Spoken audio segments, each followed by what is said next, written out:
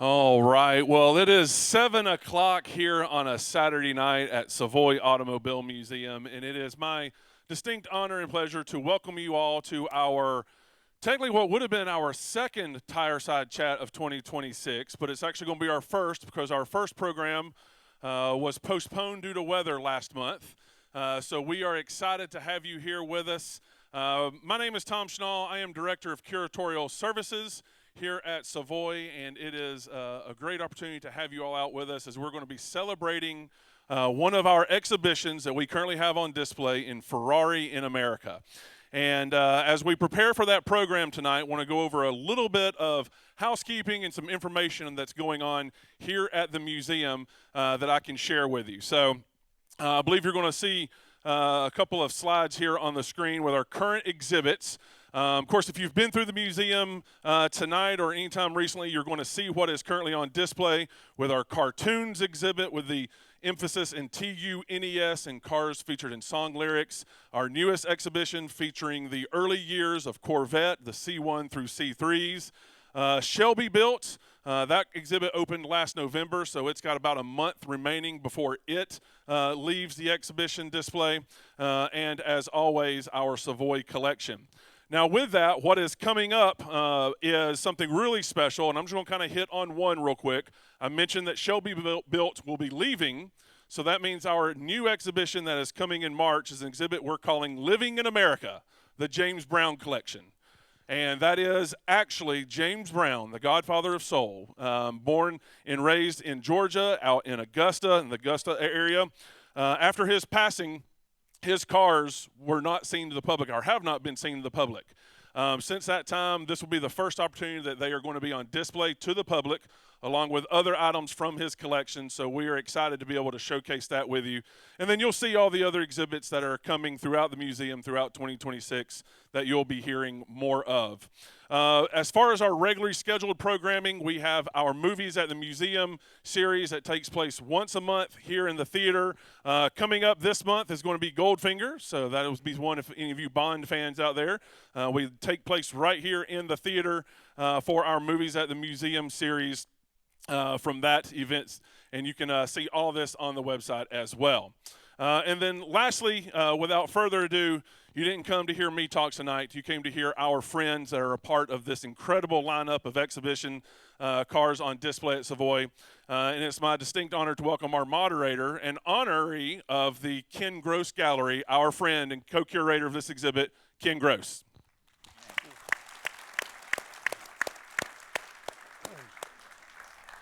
Thanks, Tom, and good evening, everyone. We appreciate your coming. And before we start tonight, I want to introduce my fellow participants here and let you in on a little secret. We are not going to present Ferrari in America exactly the way you're reading it up there, because Luigi Chinetti, who I'll introduce in a moment, and his wife Jacqueline brought an amazing collection of 100 slides, photographs for the most part that Luigi took over the years. He's been taking pictures since he was about that high. He's gotten better at it. And I think you're going to be surprised at the candids and the kind of looks and the artistry of what he's done. So we decided, instead of my pestering him with questions, the pictures are really going to tell the story we wanted to tell. So that's what we're going to do. Consider this a dress rehearsal. We're really going to do it all again tomorrow night better. But in the meantime, we appreciate your attention. To my left is Judson Dayton, and Judd has brought the short wheelbase Berlinetta, a car I wrote a book about in 1984, and a fabulous car, and Judd is a real enthusiast. He drives the wheels off that car. Recently had to rebuild several expensive components because he thinks a Ferrari is something that you get in, fire up, and go like hell in, and he's a good example. And Dennis and Sue Garrity are here. This is Dennis's, both of their cars really, a 212 that belonged to Juan Perón, which he bought after Evita passed away. There aren't a lot of cars that could make up for the exciting nature of Evita Perón, but this is a great start. And Dennis And Sue also brought a Vignale-bodied 342 America that's in the gallery, another really stunning car, so we appreciate that. So to my right, I hate that cliche about for a man who needs no introduction, but then I always think we should say something. So what I would like to say is that Luigi Chinetti Jr. and I have been friends for over 45 years. I had the privilege of knowing his father, and he is a legend in his own way. He's a racer, and he won the GT class at Le Mans in 1971 with Bob Grossman in a Daytona. He's a fabulous designer, and you're going to see some of the cars that he has designed over the years. He's an amazing photographer, and I don't say that lightly, and you'll be the judge when you see it. And basically an all-around good guy. So welcome to our three panelists, and without further ado, here we go.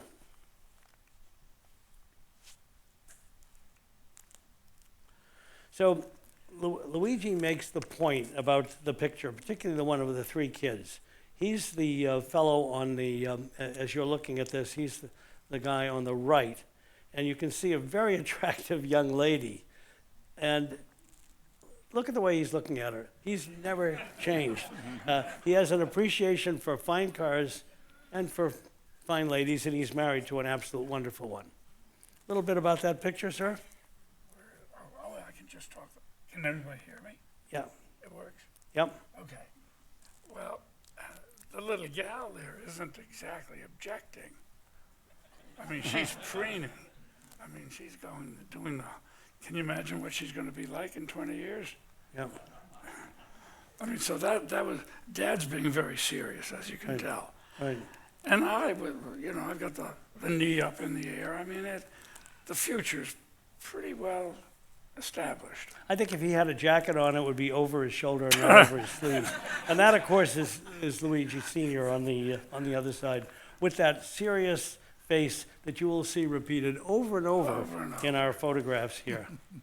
Now, this might be a little hard for us to read, but I think Luigi said one of the things about going through the family papers, which honestly make the Epstein files look like there's not many of them at all. They have so many folders of things, and this looks to be I think you said you didn't know that your dad had worked for Nicola Romeo. Oh, yeah. But that one on the left is when he won Le Mans in, Oh, this is I great. can't see the year because there were three of them, and so I don't. But he said, he writes to his mother, he said, won the Grand Prix of Le Mans, kisses to everybody. That was it. No A very modest approach to Yeah. an amazing accomplishment.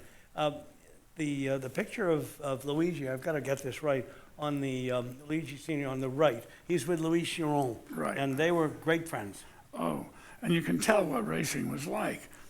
The scarf, the knit helmet, the smiles, the cigarette. I mean, things were a little different then. I mean, these were some pretty happy fellows, but the style. Well, they had style. Louis Chiron, besides being a great driver, was notoriously great dancer. Oh, yeah. And kind of a playboy of sorts. The one place where he lost out, his girlfriend was Alice Hoffman, AKA Baby Hoffman, one of the prettiest women of the era, and a scorer and timer.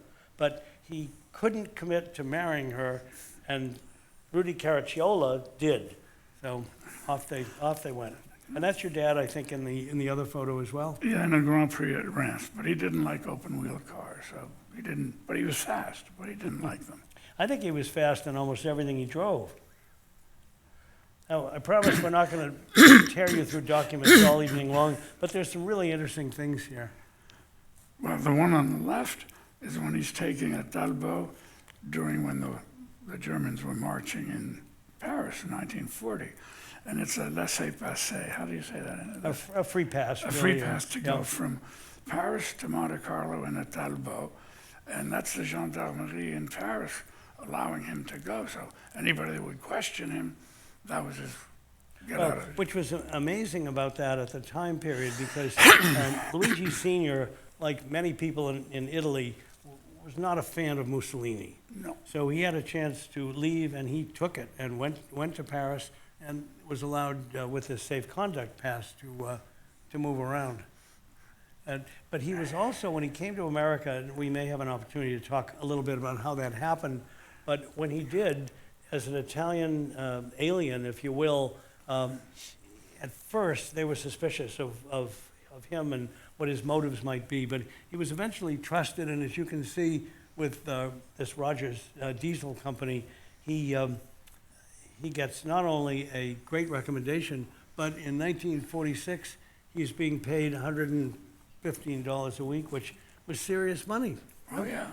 And he was an enemy alien. And Alfred Momo introduced him to these people, and we never knew it. He was a tremendous machinist. He never said a word. Nobody said a word. They all kept quiet, and nobody knew. And in the middle, you have something from Mr. Ferrari on 23rd of December, giving him the authority to sell his cars in North America, going over the Monsigny Pass in the black, you know, those Citroens with the little red light on the, I mean, things were, Mr. Ferrari in his office, they had a propane tank with a little heater there.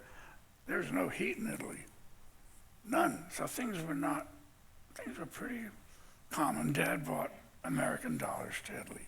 That was a big deal. That was important. Well, you've all heard about that famous meeting where the Chinettis said to Enzo Ferrari, we live in America, we know the wealthy people who are here, we will sell the cars. We can sell them, and there's Ferrari's purple ink that says, you're the guy you're authorized to sell them. You make them and he'll sell them. And you were there.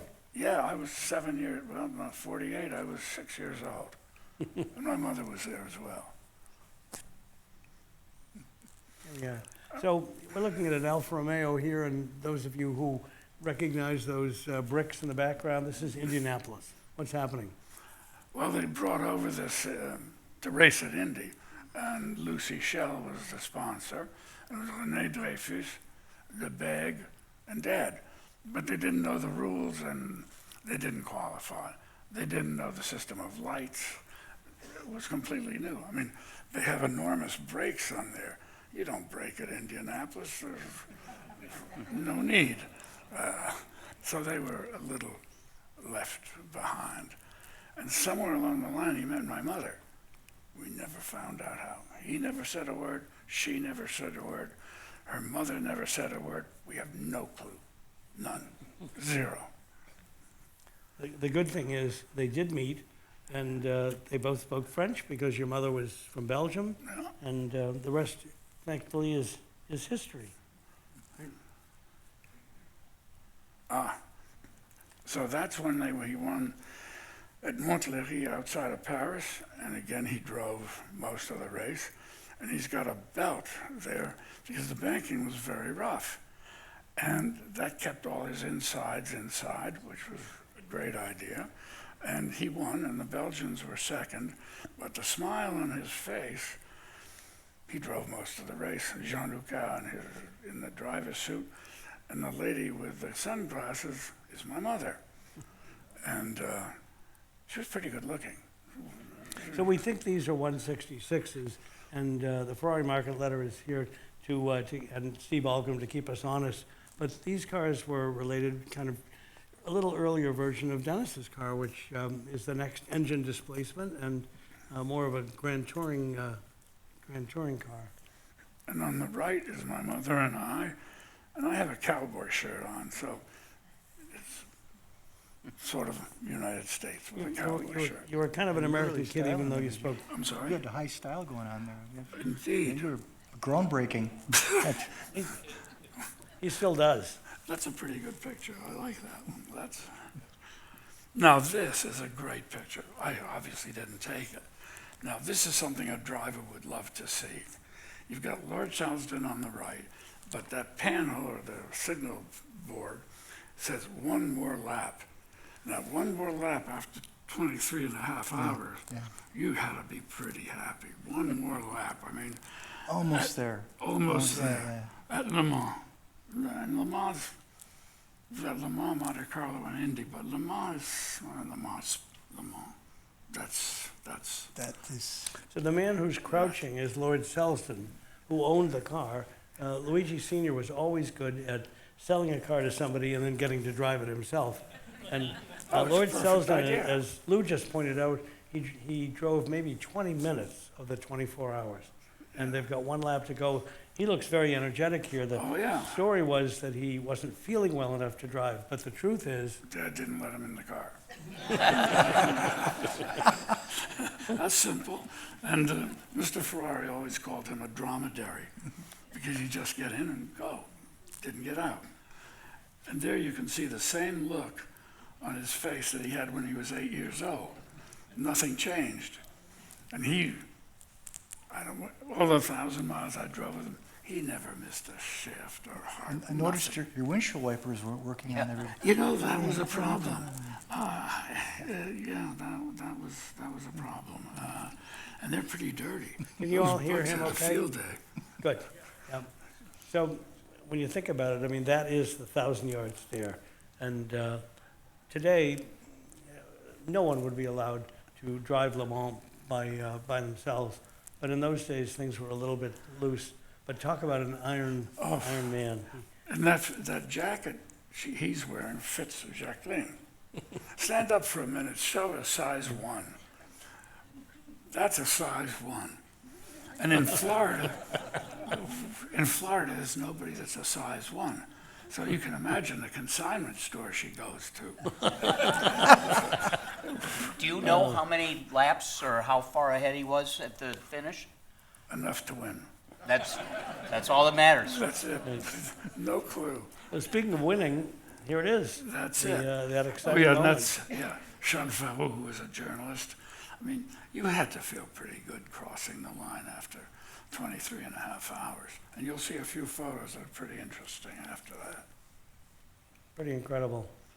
Now, both of those photographs, the one on the left I like particularly because you have Plisson, who is a partner of his who financed things in Paris, then him, and he looks tired, but pretty relieved would be the word. And my mother next to him is, well, here's what she is. You've got the picture. And Lord Selsdon, well, he's there. But the picture on the right is just about when he got out of the car. And he was relieved is the word, but he's still pretty much in the car. And the fellow on the left was one of his mechanics from France, who was just, those mechanics were just extraordinary. It's very serious. Yeah. Yeah, serious Yeah, business. You know, and they didn't have electric wrenches. But other than You were the, about 7 years old? 7. Yeah. other than the goggles, he looks like he could have been out for a Sunday drive. I mean, that's what they wore in those days. No fireproof suits, no protection. Thank goodness. But had he had a flip of some kind, that's a leather helmet. I mean, Oh, sure. he had a pretty We have hard. a leather helmet still, too. And when you think about it, I mean, look, the pictures speak for themselves. So here's your dad in a Tabalago, an open wheel car, not something he drove a lot after the war, but again, he's got that wonderfully determined look. And for those of you who are Corvette fans, look over his shoulder. The man in the sport coat is Zora Arkus-Duntov. They obviously knew one another. Oh, yeah. And the mechanic is Charlie Kirchhoffer, who we knew in France from Talbot and Bugatti days. Oh, this is absolutely fabulous, and you have to explain this. Now this, nobody has this. And all the women here will appreciate Amazon after you read this is Somail's wife who says, she wrote to my mother, 6 pairs of nylons, top quality, shears, size 9.5. Well, wait, I better read here from back here. Wait a minute. Okay, qualité, the best quality, 9.5, 3 colors, very transparent at Saks. So it's a shopping list written on a 5 franc note for Somair, who I guess was going to New York and could shop at Saks Fifth Avenue. And Well, either that or Dad. Probably or Dad. maybe Dad, yeah. Exactly. So that's a probably pretty did. good way to process your order.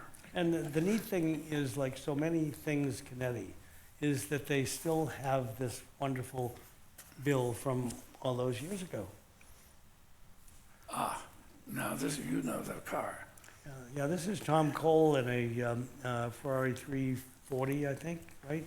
And Tom Cole had a very sad history at Le Mans. Well, that's Dad testing the car. And I have the pictures of it being built and all of that. And Dad thought they were going to win because that's a very fast car. And they figured they'd win. And Dad said Dad's big forte was setting up the engines. And in '49, he set the engine loose so that it would last. None of this high compression bit. So dialed it back, it could live. And he loved this car. This was a quick automobile. So you'll see in a moment Tom racing it at Le Mans. Now, on the left is Tom racing it. And we have the bill from the Hatters in London who made the helmet. And they normally made the high hats that you saw in England in those days. And unfortunately, he ended up in that position at White House turn, which is a very quick turn. And I must admit, I don't think I ever got it done right. And that's Cunningham in the background. And I can't tell from here what the other car is. Chasing an Austin Healey. Oh, yeah, indeed. A sad ending, and it was Cole's death hit your dad pretty hard. I think they were good friends, and Oh, yeah. it was. And he would, every year he went to Le Mans, he would go to the grave and polish it up. Your dad was friends with Cunningham, wasn't he? Yeah. Did you tell me that one? Yeah. Yeah, oh, yeah. Now, this is a super photo. I've got lots of favorites, as you can tell. So that's to Luigi, my hero, your friend, Carol Shelby. And that was at Montgomery Air Force Base. The mechanic's name is Garrity, and my mother with the smile is my mother. This was the era where the Strategic Air Command and General Curtis LeMay made air bases available for races. They thought it would be good for morale for the airmen. And my dad took me in 1955 to the Beverly Airport races to see Carol in a 300S Maserati. I told him that many years ago, and he looked at me and he said, I ain't old enough to have done that, and you ain't old enough to have been there. And he was wonderful. Fabulous guy. Yeah. So what's your dad doing here? Now, that was his specialty. He could set up an engine. He did it for the Alphas in 33, when the three Alphas, 1, 2, 3. He set the engines up on all three. And here, it's a 3.8, I think. And Charlie Kirchhoff again on the left there, and Alberto's in the driver's seat. But Dad is setting the car up. That was his deal. You notice he's not wearing a grease-stained mechanic's outfit. He's wearing like what looks like a white shirt and a pair of slacks. And if he were to turn around in this moment, he probably wouldn't have a spot of grease. No, never. Never. Yeah. Now, this is an interesting picture, because this is home life in Connecticut. Dad's watching television. I'm with my mother, and her bird, the parrot, named Polly, appropriately. But underneath all of that is a Le Mans winning trophy from 1932. So that gives you an idea of what the whole thing's all about. You try to repurpose things when you can, and they needed something 2.5 feet high to put the bird cage on, and Well, I have one with all the newspapers on it, too. yeah. Now, this I took, and it's pretty amusing, because now that must have been, what, 1958? It wasn't. Probably with that, but everybody has to notice the tall guy in the check shirt leaning down. You can see who it is. It's Daniel Sexton Gurney. A great example of how Luigi Chinetti Sr. had an eye for talent, whether it was Phil Hill or Dan Gurney or Richie Ginther, you name it. He sold cars for a lot of money to the wealthy people who could afford them, and he found drivers who might not have had much money, And with that eye for talent, there they went. Well, We don't know what Dan's thinking in this. Well, he's wondering if he's going to get back in the running. You know, But notice the look. A little skeptical, maybe. he does look skeptical. But a checkered shirt, khakis, white socks, and loafers. Yeah. A typical outfit of today, you know. Today they look like billboards with legs. I mean, that's basically it. But that's a wonder. I like that shot. That's fun. Now, everything here has a story, so bear with us. That's a Marquis de Portago with his Monza, 3.5 liter maybe. And the mechanic is Guy Menoni, who's naturally, he was from Marseille. But Portago, now, he made Marlon Brando look bad. I mean, this fellow was born in a leather jacket. And when I With was 3 days growth of beard. Exactly. And I was in Mexico when he was co-driving with Dad, and there was a gala that night. I mean, fancy, you know. And he walks in jeans, the leather jacket, the scruffy things, and the person says, you can't enter. And he said, I am the Marquis de Portago. And he went in. And unfortunately, he was killed at the Mille Miglia because he didn't want to change a tire. 1955, it's that horrible crash scene in the Ferrari movie where sadly women, children, he and Edmund Nelson, his co-driver, were both killed. Everybody got sued, Engelbert tires and so forth. But the man was a rake and a devil. And here he is jumping in a car and He was a champion steeplechase, a champion bobsledder, bobsledder. right. Never had a bobsled in his life. Spectacular. So he could do it all. I mean, he yeah. There's a very famous photo of Just him like you. where they stopped on the Mille Miglia. compared to him, His girlfriend at the time was Linda Duffer Christian, would really, and there's a photo where she leaned into the cockpit to give him a kiss. those guys And had stuff. the photo was reprinted many times after he died. It was called The Kiss of Death. Not to be on a really hard note here, but he died the way he lived, at 150 miles an hour. And I have a letter from him just as an aside.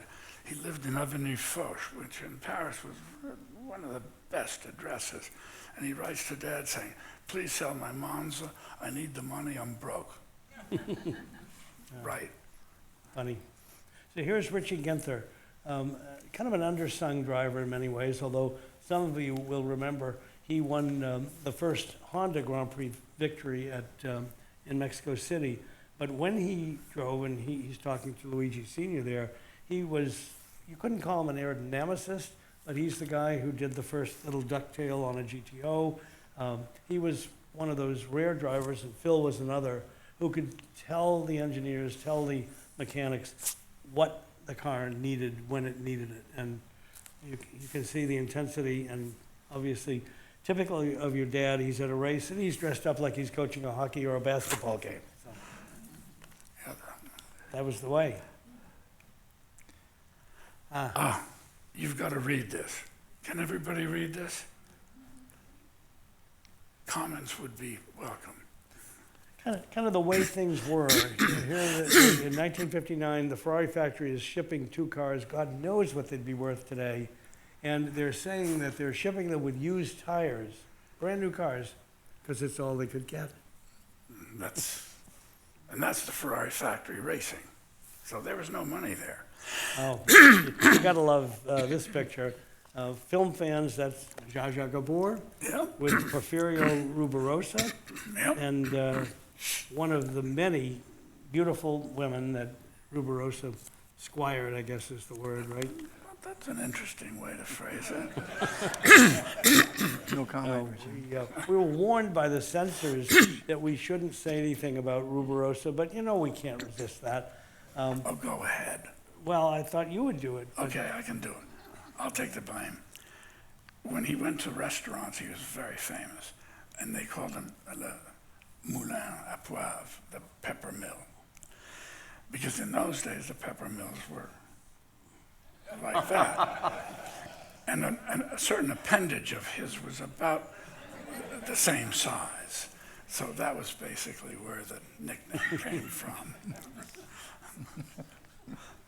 What was the car in that picture? That was a coupe, wasn't it? No, I don't think, well, where's Steve Alvin when we need him?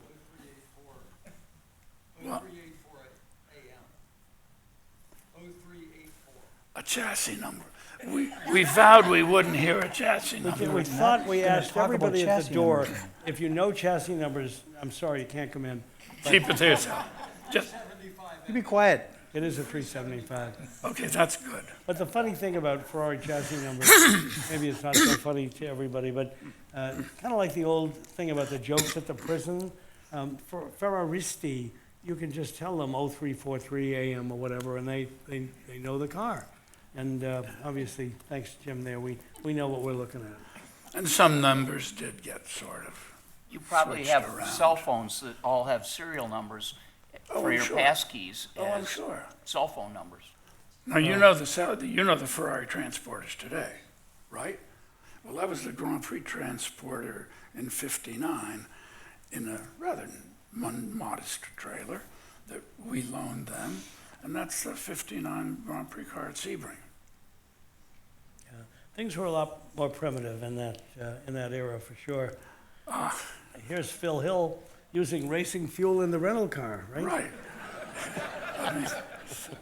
I mean, can you imagine? Actually, your dad used to say that all the time. Imagine, but is that crazy? I mean, in this era, why is he putting racing fuel in the rental car? So he doesn't have to pay when he returns it, right? Or you can go further. Yes. I mean, can you imagine that happening today? Is that a Hudson in the back? Yeah. And a little Alfa Giulietta in front? And I think there's a Corvette in the picture too. I think so too, in the back. Yeah. Yeah. And Phil, I mean, that's how he got out of the car, the racing attire. I mean, that Yeah, was, those famous polo shirts and yeah. baggy chino pants. Oh, another letter, everyone. Okay, now, oh, this is from Mr. Ferrari, and you really should read it because nobody ever sees this. Can you read it from back there? Okay, I'll let you do that. It's worth it. So, whether you want to call Enzo Ferrari a sexist or not, certainly the translation over there, where he says a car is a female and as such can give us wonderful satisfaction as well as defiance and sudden treachery. I mean, he knew his way around life. He always wanted to sit next to the most beautiful woman at the table. And just as an aside, in terms of the clientele that Luigi Sr.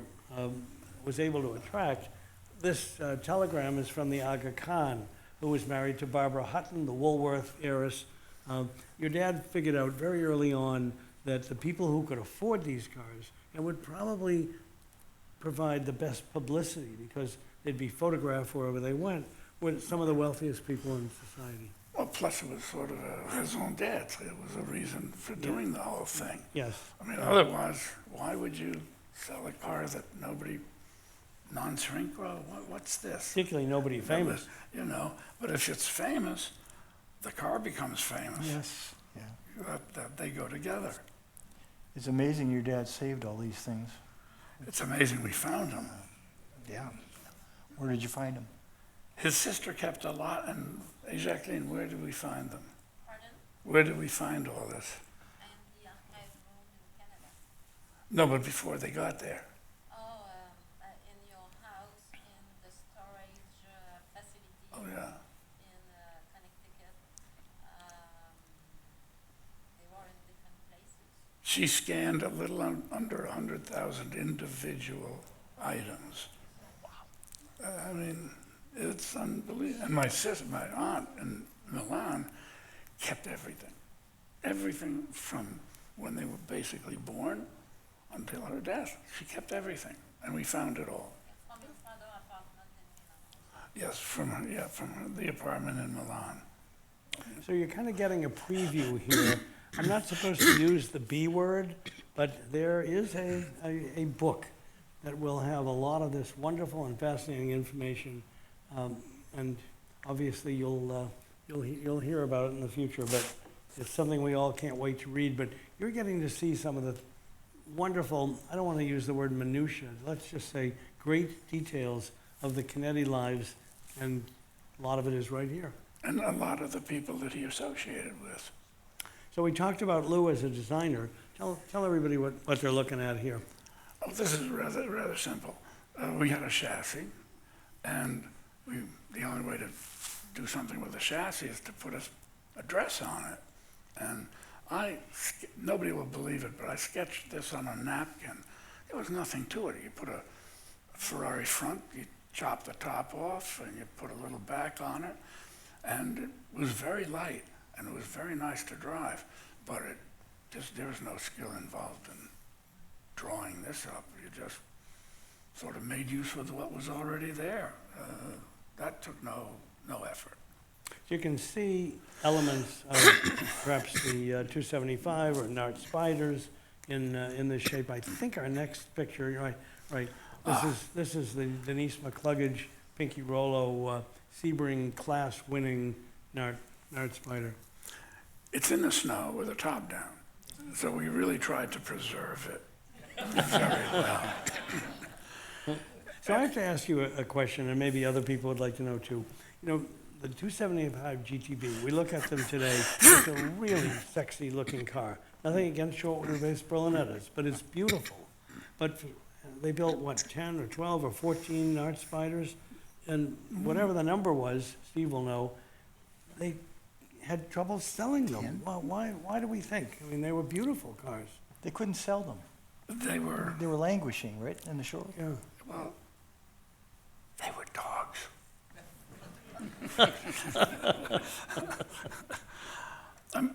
I'm opinionated, okay? Well, we were hoping so, but no, what we're really looking for, obviously, is the truth from the guy who was there. So I guess we're curious as to why they didn't sell, and I think he just told us. I liked the Lusso. The Lusso was a very sexy car, easy to drive, and it really looked wonderful. The short wheelbases, they were just nasty. They were tough. You couldn't destroy the damn thing. That's why mine's still going 40 years later. He's not going to tell you about some of the bills, but he's absolutely right that they were indestructible. reliable. Those didn't stop, though. They didn't turn either. Well, yeah. Well, the brakes are unfortunately they're solid discs. Yeah. I know. I found that out the first time I took mine to Lime Rock at a Ferrari driving day, and it stopped fine the first time. The second time, I wondered where the brakes went. They really heated up. That car was made the same time they made the 275 LM, which was my favorite car of all. I mean, all they had to do was put the wheel on the left, a synchro gearbox, a little bit of heat would be nice, things like that. They'd had everybody beat. No Lamborghini, no Maserati, no nobody. It was the best car in the world. I raced, the last race the poor thing ever did, won Le Mans. We're going to show you some pictures of that car too. Oh yeah, and when I raced it, there were no spare parts left in the world because every spare part was in my car. Oh, so speaking of interesting stories, you can see a 250 LM here and a GTB. And they're at the auto show. How'd they get there? Well, they left Greenwich. They were going to go to the Chicago Motor Show, but there was no transport available to get it there. And it was winter. And so Garrett Lansing and I took the LM. Al Garthwaite took the short wheelbase, the short-nosed GTB. And the LM suffered from no heat and no nothing. And we hit a snowstorm or two, and there's salt on the road. And the tires were specially made for the snow. They were Goodyear Blue Streak racing tires. Really good in the snow. They were really, we didn't crash, we didn't do anything, and I sold the car to Garrett Lansing. So if you look closely at the LM, you can see the road salt behind the front wheel. I mean, getting in these cars and driving them from Greenwich, Connecticut to Chicago for the auto show is, there has to be a medal for that somewhere. LMs were just wonderful cars. They were. Luigi, that car looks very unloved. I'm sorry? It looks very unloved. Oh, poor thing. Got a few dings here and there. Needs a good wash job. Ferraris are meant to be driven though, right? Oh, LMs. Blake, I think we're stuck here. I'm pushing what should be the right button and, oh, wait a minute. Now it's, Okay, let me go back. okay. Okay, now we got it. Great. These are all a bit out of order, so you'll bear with us, but Dad took a short wheelbase, a comp car competition, all spec'd out, and drove it from the factory to Le Mans, and I was taking the pictures, and we were going through this little French town, and you can see what the school kids thought of the car. And that's an aside.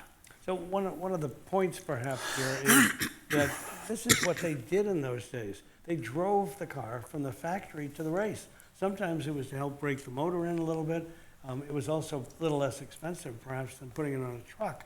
But imagine the excitement of some of these kids to see a 250 short wheelbase roaring through your town. And they, being French kids, they knew what it was doing. They knew it was on its way to a race.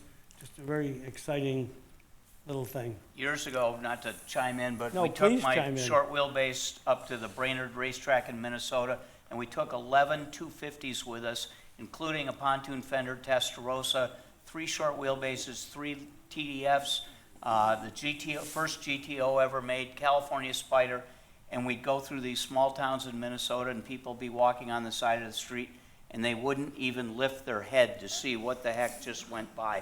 And some people would jump up and down and wave. Other people didn't hear the noise, didn't hear anything. And, you know, back in the day, it was pretty extraordinary to have 11 250s in a row go by, including GTOs and Testarossas. People didn't care.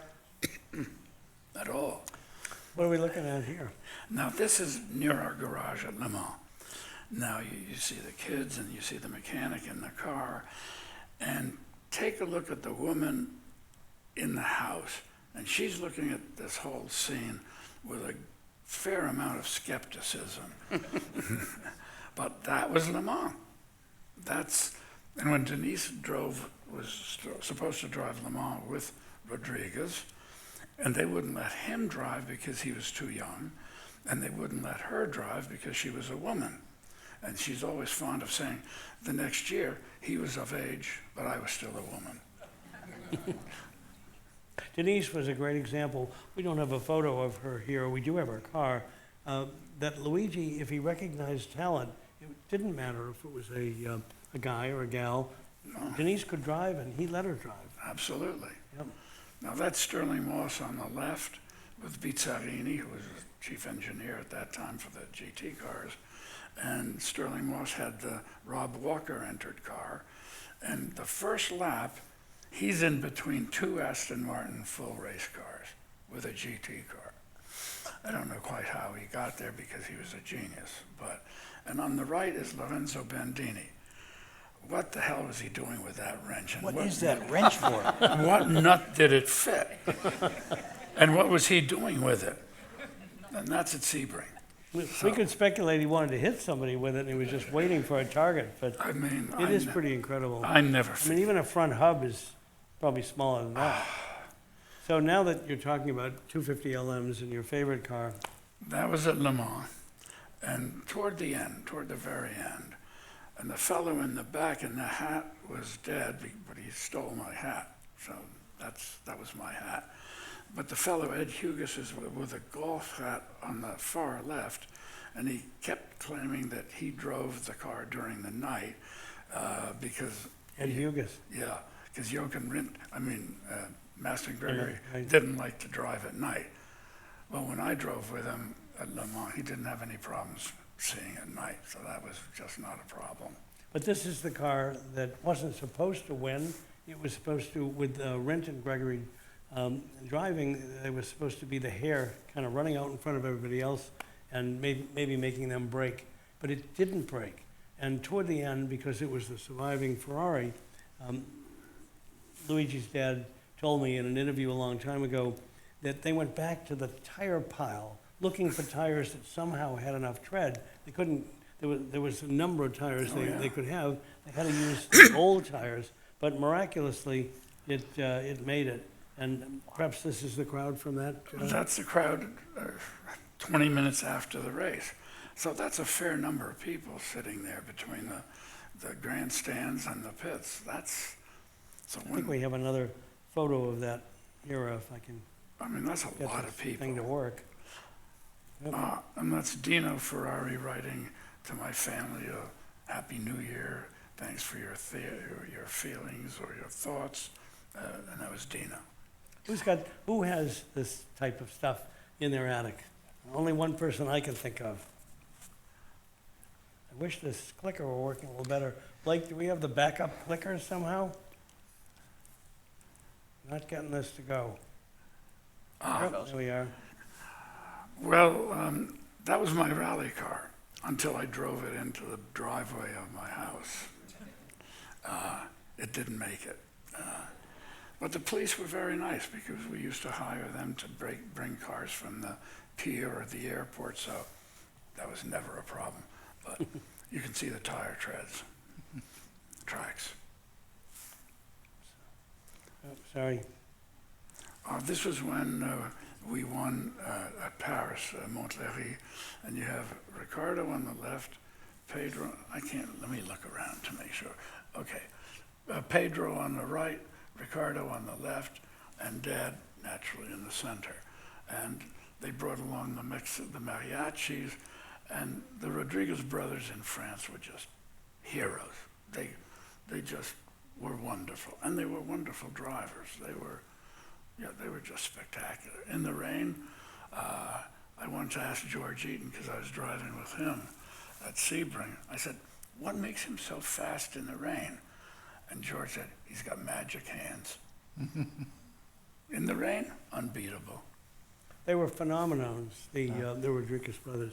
They started driving when they were like in the 10, 11 range. On motorcycles. Their father really pushed them, and sadly, Ricardo was killed at a relatively early age. Pedro drove for quite a while, but they had the money, they had the desire, and they were immensely talented. Oh, boys. unbelievable. And Here's that was your at the dad, same race. yeah. Oh, no, that's Daytona. Yeah. That's when we won with the GTO. That's Pedro with your dad, I think. Yeah. 63 maybe, an early GTO. They look like they're having a good discussion. Oh. Obviously, your father thought they were great drivers, or He wouldn't loved them. wouldn't have. They had a relationship. When I drove at Daytona with an VLM you saw, I'm going into the turn and I see Pedro in the back. So I did what any American driver would do. I spun, boom, right in front of him. And that evening, he's coming this way behind the pits with his wife, and I'm coming this way with my wife. And he says, Coco, you look in front. He had a 917. You look in front. I find a way to get around you.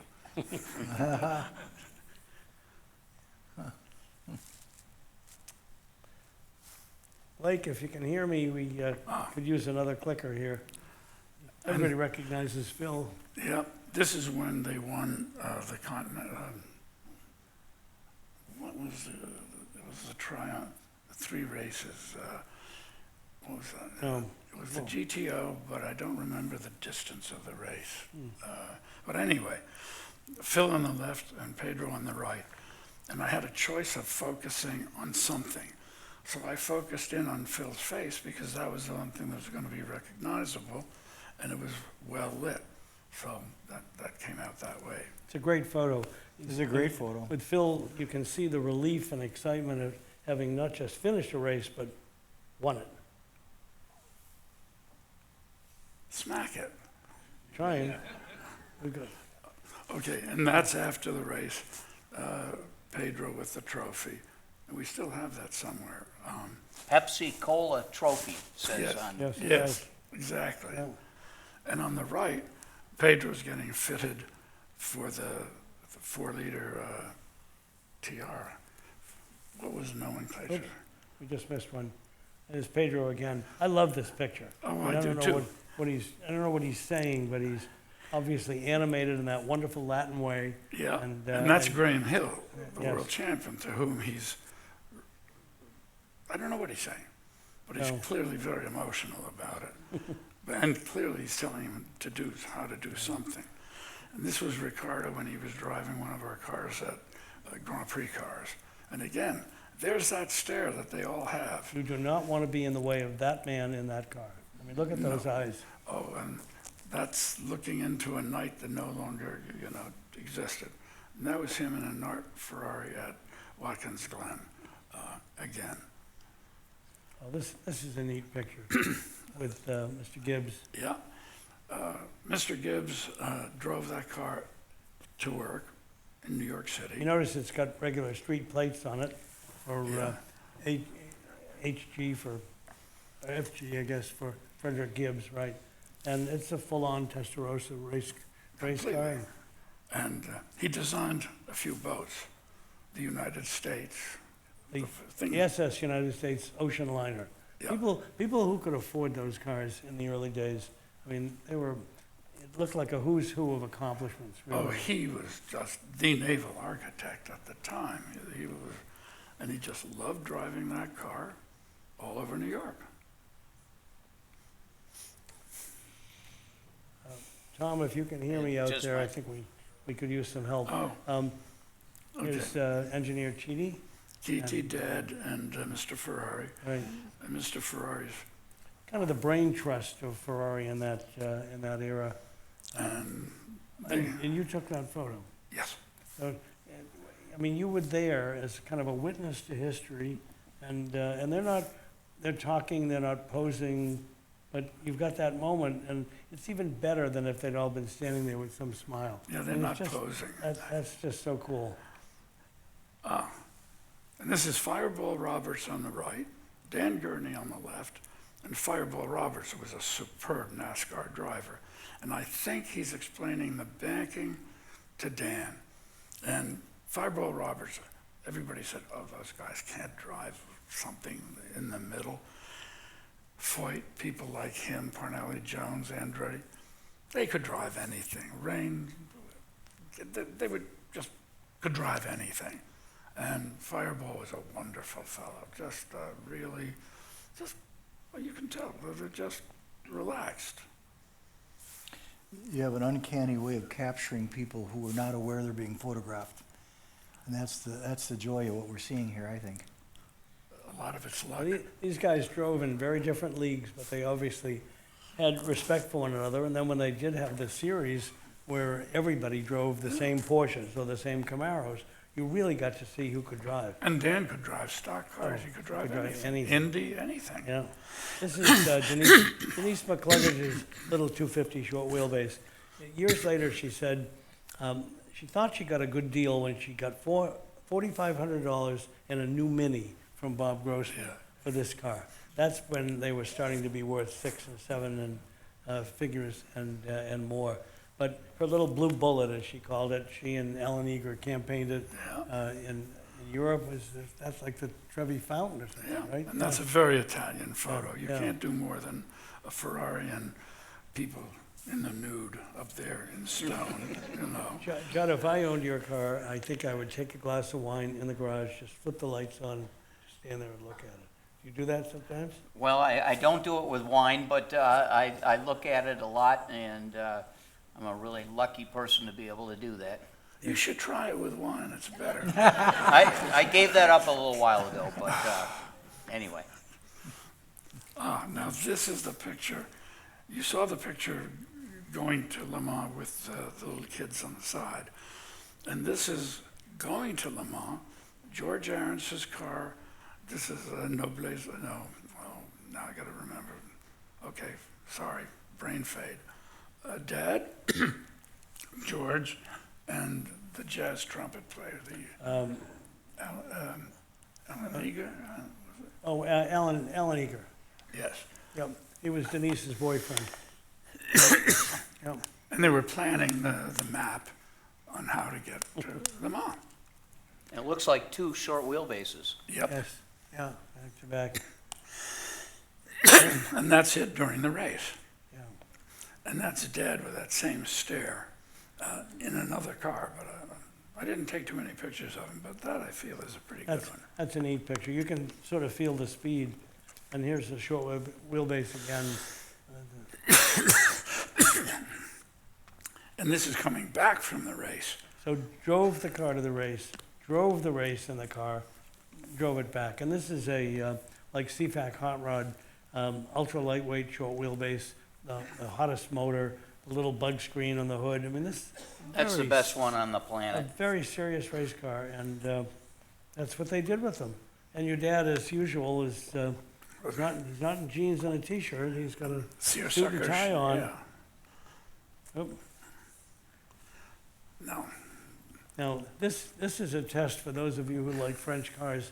The gentleman in the dark suit is Joseph Fagoni, and Mr. Fagoni and Mr. Chinetti were very good friends in Paris.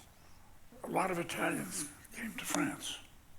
And living in Paris in the 30s, I would have liked that. Yeah, if you have to go back in time, I mean, forget 1939, but any of Right. those previous years, oh, what a time. That's Mrs. Fagoni with him. He had nothing to do with the design of that car, but I'm No. sure he appreciated what a great design it was. and he was a pétanque champion, you know, the steel balls pétanque. And he was a wonderful fellow. And You could argue that Joseph Fagoni, with his teardrop Talbot Lagos and 135 MS Delahaye's, designed probably the most sensuous, beautiful cars Easy. of the 1930s. the tugboat, the teardrop. Did you Yeah. tell me he was like a second father to you? I'm sorry? Did you tell me he was like a second father to you once?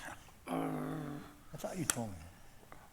Well, I was at his apartment a few times, and he was sort of, but he had a Really housekeeper, frustrated with this the button. most beautiful Oh, there we damn go. woman you ever saw. Now it's waking up. And So I- here's I a have couple of photographs stars for you.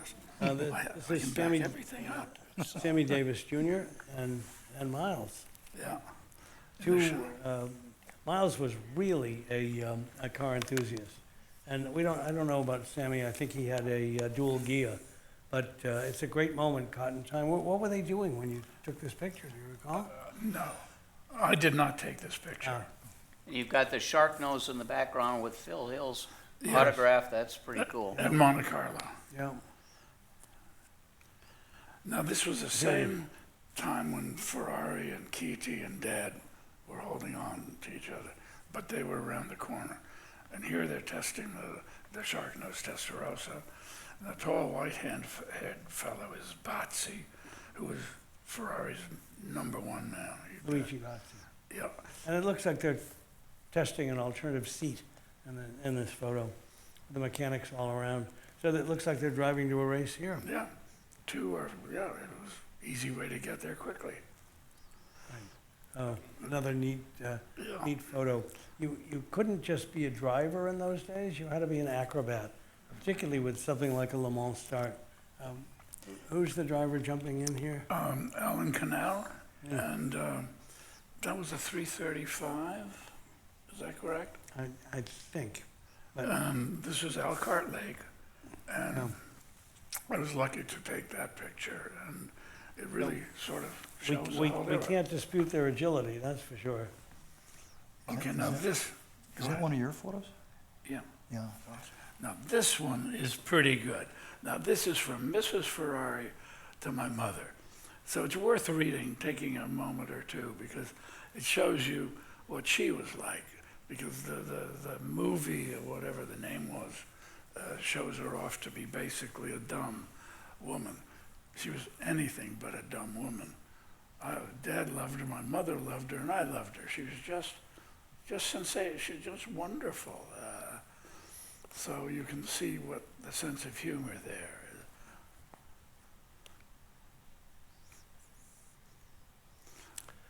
Getting back to 1965 and the 250 LM, that's Maston Gregory with the glosses, which were like Coke bottles, and Jochen Rindt, the two winning drivers. Gregory, who was nicknamed the Kansas City Flash, preferred to jump out of a car if it was about to crash, as opposed to maybe riding it into a wall. And Rindt, sadly, is the only Formula One driver, I think, to win the championship posthumously. He was killed before. But two really great drivers. But one of them, I don't remember which, started changing clothes because they were so sure the Ferrari wasn't going to make it that they thought, well, let's hit the town. And the thing just kept running and running and running until it won. And here it is looking, I think you said, Lou, more or less the way it looked in that era. Before it was, unfortunately, Painted with enamel. they over-restored this car, so today you don't see all that wonderful patina from the era. I mean, look at it. Do you think those rear tires are big enough? Well, they were the only ones we had. Yeah. Oh, that was a wonderful car. And you took this photo of this Yeah. lovely model with the same Yeah. car? Yeah, it's just beautiful. On the upper west side, probably? No, that was the piers on the Hudson River on the west side of New York. Neat. Oh, there's a great story here, the man in the dark shirt. Oh, yeah. Well, the little guys, we always have kids in the photos for some reason. And those are the, I don't know, baseball team right around there. But the fellow in the black shirt, Tom Regan, he took that car and drove it to Louisiana at one point. It's kind of what you did Yeah. in those days. Anybody recognize this lady? It's Jane Mansfield, who, as I said earlier in the day, is probably concealing her two best assets in that pose. But you knew her and said she was pretty. She was no dumb blonde. No. She spoke Italian spectacularly well, had a sense of humor, and she knew what was going on. Just a great. Sadly, she was killed with her husband, Mickey Hargitay, in a car crash. But here's a glorious moment with a 250 Oh, LM. yeah. And the look on her face, it really sort of says it all. You didn't tell her she wasn't supposed to touch the Ferrari?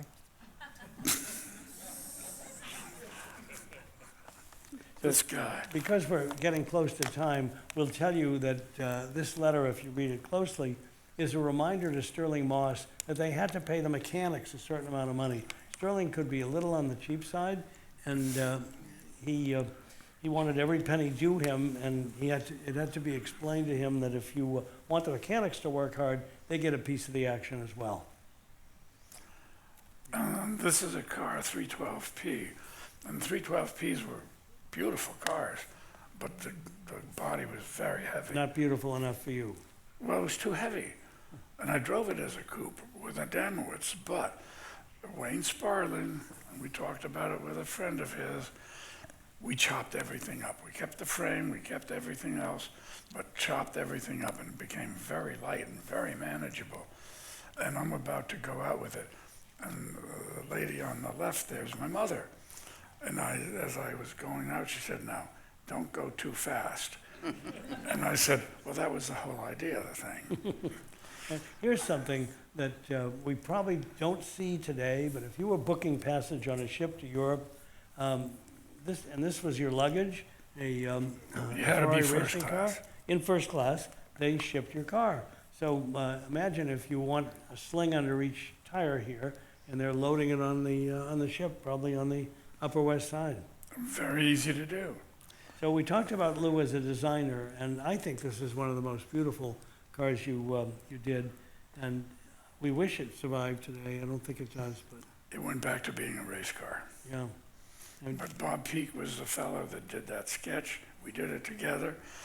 And he was an illustrator, the best at it. He did My Fair Lady, Funny Girl, Apocalypse Now, more time covers, more TV guides.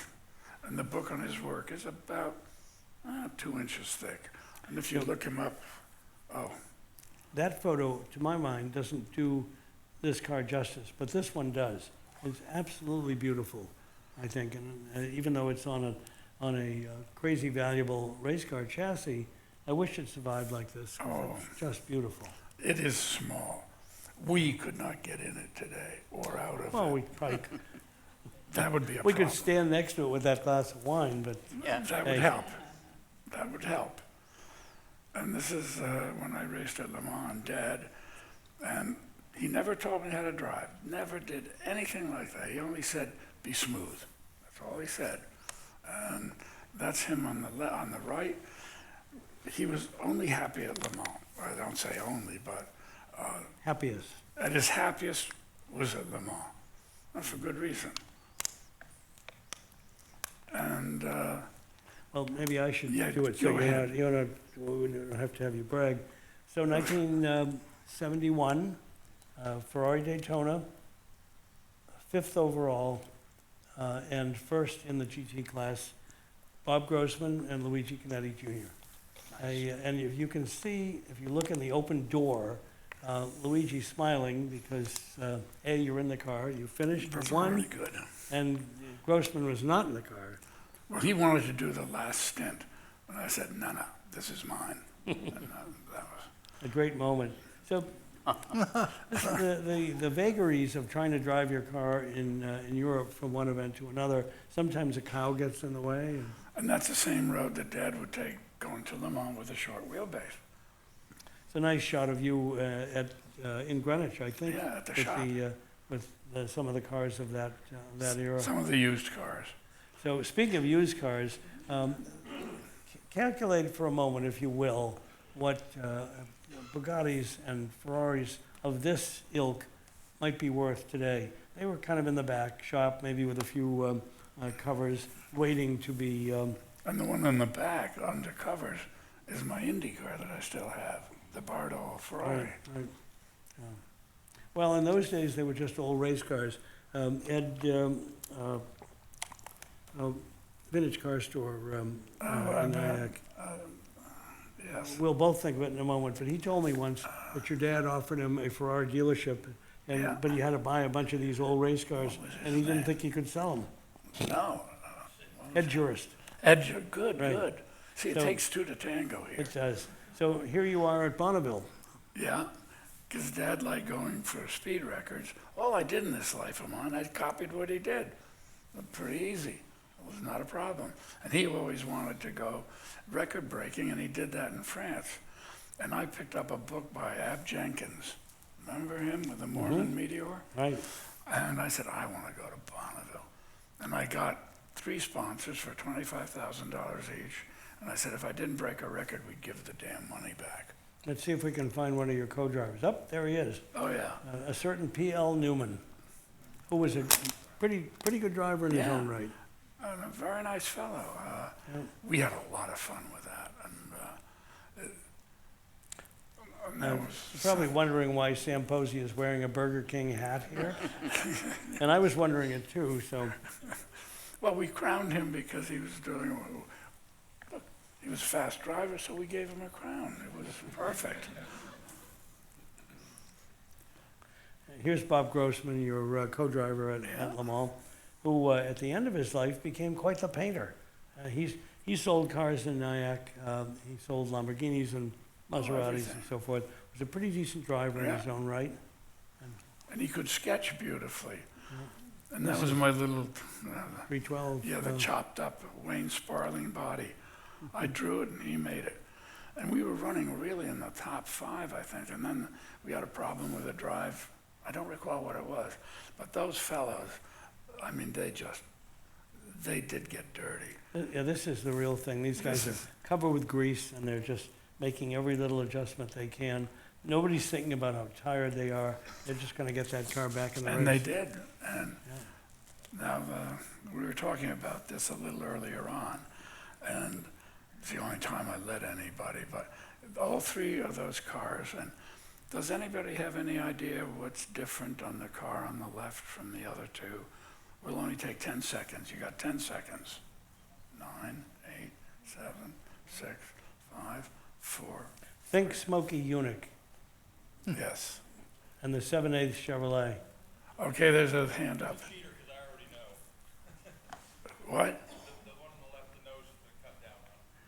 That's right. It's the only one we ever did. And that was our Bonneville car. And this is when I think it was not a Damowitz. Ronnie Buckton Yes. is the driver. And there's Luigi Sr. And despondency would be the best caption here.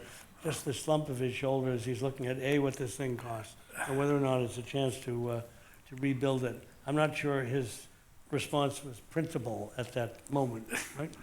I think he's saying, Now this is the used car lot.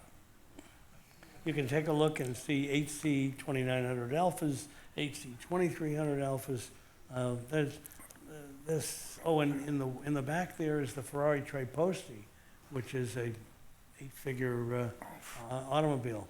Today Just a typical day at Chinetti Garthwaite Motors, right? No, that was Chinetti, but that was before Garthwaite. That was in Greenwich.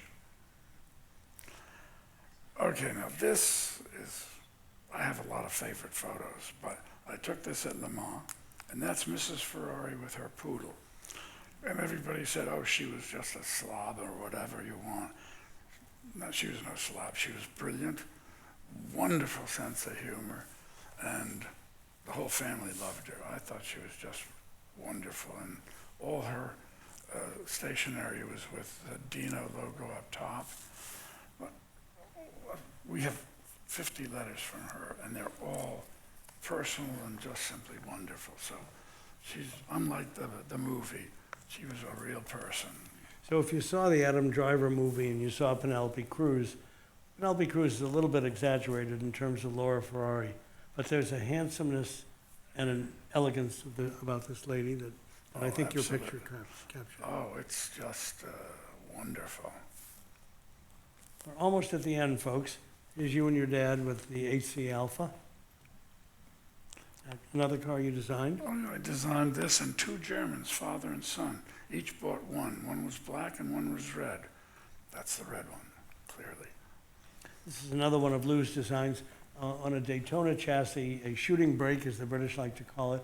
I had the pleasure of writing an article about it for Cavallino, and it's still a stunning car, and I think Jacqueline said it's one of her favorites. And the reason that has the gullwing doors is I figured if somebody was behind the car loading it and they got run into, that would be a problem. But if you could have it load from the side, curbside preferably, you could load it and not have any risks. Plus it looked cool. Another shot of you and your dad with a tribute to your mother on the tail, I think. On the BBLM. And that was Jacques Vaucher, who has l'automobile in Texas. Still selling wonderful memorabilia, Great memorabilia. Online. Oh, yeah, and that was a great car. And this is the best tribute anybody can have. And that's my father writing to me. Wait a minute. For the beautiful race of Coco, all the congratulations from his father. That was as good as a trophy.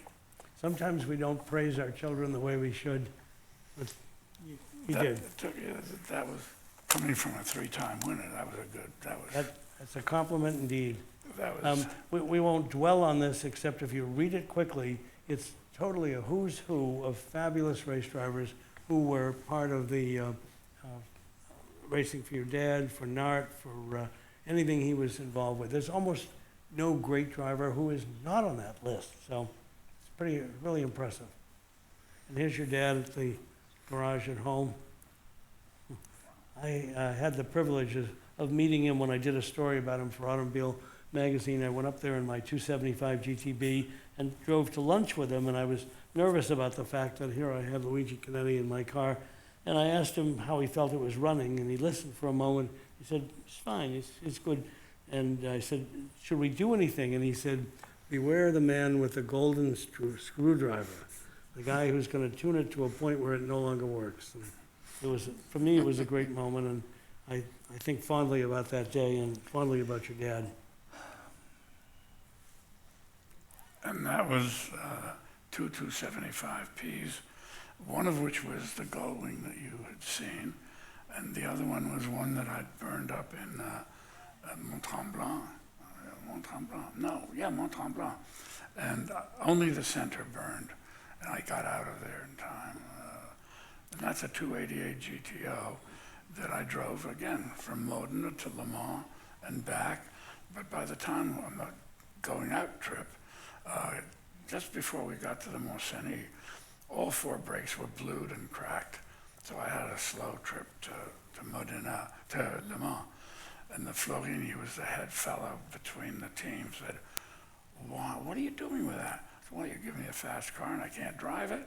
And I did not like 288 GTOs, but F40s were magic. Sorry. It's your dad's 90th birthday Yeah, with Piero Lardi Ferrari and his wife. And yeah. I don't, it looks like a lovely dinner. This is pure luck. You have the two little women stepping off the curb in a Paris park. You have the fellow on the right working on his engine. And you have Mr. Figoni and Papa in front of Mr. Figoni's favorite car. So that's a complete candid photograph, and it says it all, especially the two little older women on the, well, the fellow on the right working on his car. That's all, that's as Parisian as you can get. Doesn't happen any better. Oh, and that's Dad and Anselmo Marchetti on the right after Sebring. And you can't tell, but he has a nose that looks like a sail. And we had a customer, Dr. Scheer, Sam Scheer, Sam Scheer, was a Bugatti fan. he was. And he was a cosmetic surgeon. So Dad arranged a trade, a nose for an engine job. See, it's not something that they did every day, but it seemed to work at the time. It changed his life. It changed his life. As Woody Allen would say, he struck out with a better class of chick. Exactly, exactly. So things were pretty interesting. We could, Tom, how are we doing? I think we're, I'm going to road test this clicker Oh, next yeah, time. That's a true 75P that I have, excuse me, that I have that I took in outside of Modena. Lovely shot. And this is your interim Berlinetta, which is in the, In the showroom. Lou and Jacqueline have loaned us 2 cars for the exhibition, and I think that's where we are. A quick tribute to our silent partners out here, and it's my fault. Here's Dennis's car, as you've just seen, and his other car, which is just stunning. I really Saw it for like the first time at the Swiss Concours and was blown away by it. And here's Judd's. Oh, whoop, there's this belongs to Fred and Mary, who are in the front row here from St. Louis, and this is Luigi's, and this is Judd's car. So we thank you for your attention, and I know this is a little different from what we've done in the past, but I thought Lou's photos are absolutely fabulous, and I hope you enjoyed them. So we do have a little bit of time for some question and answers. But as I say, what we're gonna do, as we normally do, if you've got a question, raise your hand. Since we are recording the program, we would like to get the question on microphone, in that way so that everybody can hear it. So we'll take a couple moments and try to do a couple of questions before we completely wrap up our program tonight. Tom, can I just say one thing Please do. to sum up this guy over here? I broke down in Florida in the short wheelbase probably 25 years ago, and all these Ferraris were on their way to the Moroso racetrack, and everybody drove by and could care less about this old Ferrari on the side of the road, and all of a sudden, a Toyota something or other, it was a rent-a-car or whatever, pulls over, and Luigi gets out and goes, "I would never drive by a stranded short wheelbase. What's wrong?" And we were able to push it, get it started, and limp back out to the racetrack. And he saved my bacon on 95 in Florida, which is a dangerous place. So thank you. You're welcome. Very nice. So this is a question from my friend in Michigan who's a Ferrari-ophile, and I knew nothing about anything when I came here. My brain is hurting right now, but he wants to know if you know Manfred Lampe. Wants to know. I didn't hear the Manfred Lampe. We did know him. Yeah. Yeah.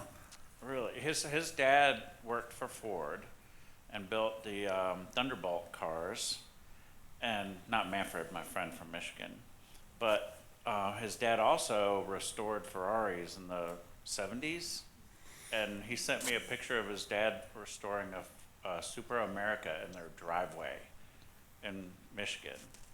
just a little while ago, so I knew nothing about this. I'm just transferring the question. So who was Manfred Lampe? I mean, I know. Ken, you have to know. I've heard the name, but Yeah, I've heard the name, and I knew the answer, Yeah. but it's somewhere up here. And it's, He might have restored his car at one time. I don't we know. need to vet these questions a little better. That's a well-known You can't- name, but you I'm drawing a Can't make blank. us look bad up here. We're trying too hard. Luigi, I want to ask you about something that wasn't mentioned.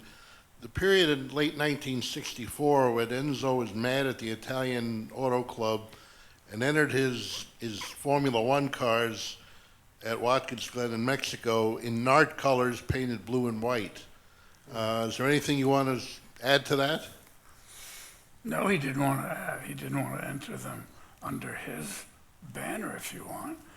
But then he talked, and doing it blue and white under Nart was a good way to do it without offending anybody or actually, yeah, more than offending anybody, but it was a good way to still present yourself. And Surtees won the championship with a 6-cylinder car, and Bandini drove the 12, and Surtees didn't want to drive the 12 because he didn't think it would last. And the other one won, and he won the championship thanks to that. But I'll bet it made the Italian Auto Club angry. So what? It was still a Ferrari. Any embarrassing questions? Come on. Come up with something that nobody else is going to ask. Do we have any other questions before we wrap up? We're the only thing standing between them and a drink, so we know that. Indeed. Great. Well, Thank if you that's all. being the case, ladies and gentlemen, give it up for our guest this evening. And thank you for being with us. Look forward to seeing you back early and often here at Savoy. Our next Tireside Chat will be Saturday, March the 21st. And Ken will be back with us. And our topic will be on Corvette, the early years, with guest Lowell Paddock. Thank you all for being with us tonight.